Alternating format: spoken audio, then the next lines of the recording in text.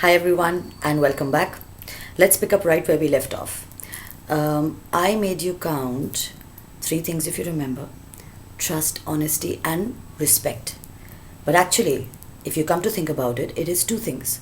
Trust and honesty are so close together that when you practice them, talk about them, think about them, they have to be used together. It's almost by default.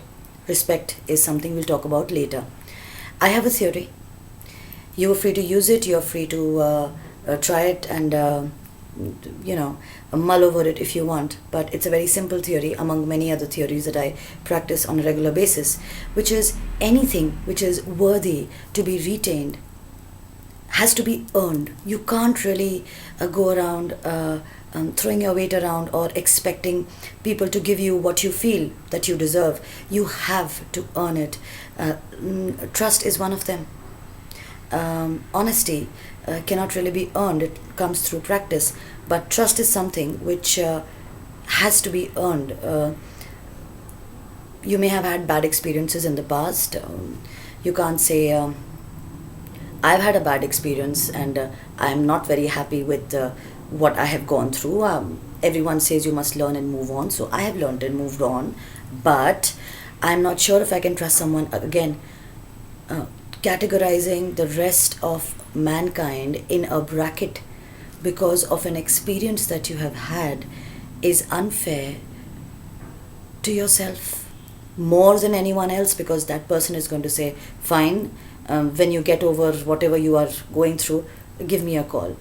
Who is the one who is suffering the most? Who is the one who will get affected the most? What if this is it for you? What if you missed your opportunity? So don't jump the gun. When you've had a bad experience, the idea is to learn, whatever, good or bad. Every experience has a lesson at the end of it, something like a moral story that we used to read when we were small, when we were younger. You're supposed to learn from it and you're supposed to move on. That is the be all and end all of it. If you try and dissect it and try to figure out where did I go wrong, what did I do? TikTok, your time is going really fast, so half the time you're trying to decipher what has already happened.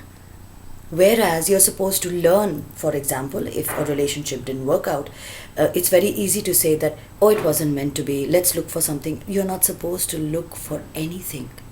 It is supposed to come to you, and that is it. You're not supposed to go beyond yourself, like I keep saying, and saying, I want this kind of a person and I want this kind of a life. You want to go and get it, that's a separate issue altogether. But you have got to trust yourself in getting the kind of life, getting the kind of person that you feel is worthy of your feelings. Now, it's very easy to say, I love this person. I love so and so person. I love him, I admire him, but I don't trust him yet. That is something which we don't say, but when you say you love someone, it should be understood that it is a 100% trust that is already given. So if you're not sure, don't say it, because that is what the other person thinks. Because when there is a trust issue, you're both like, oh my God, I didn't know that you didn't trust me 100%. So once you feel that that person has reached that level where you have 100% trust between the two of you, whoever it is, it could be your partner, it could be your parent, it could be your sibling, it could be your child.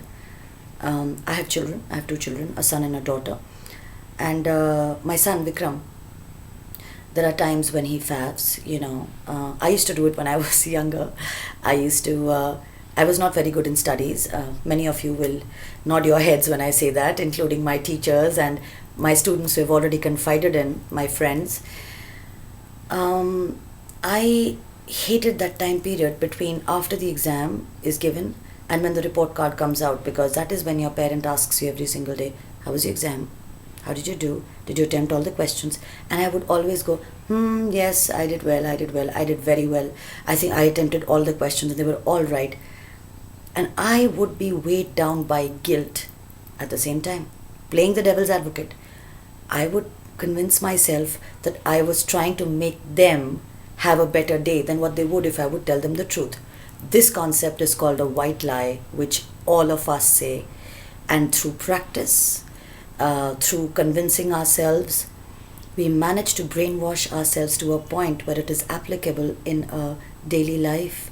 So when you actually find someone who speaks the truth, it's a shock to the system that how did she manage to say that? How did she get away by saying that?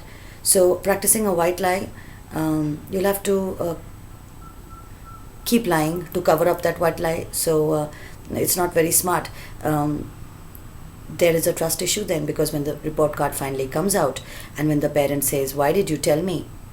You're like automatically get defensive. You start raising your voice or arguing and saying, what did you expect me to do? I thought I've done well. Or you say, if I would have told you the truth, would you have let me have a good holiday? So throw the ball back in their court. Doesn't solve the problem though.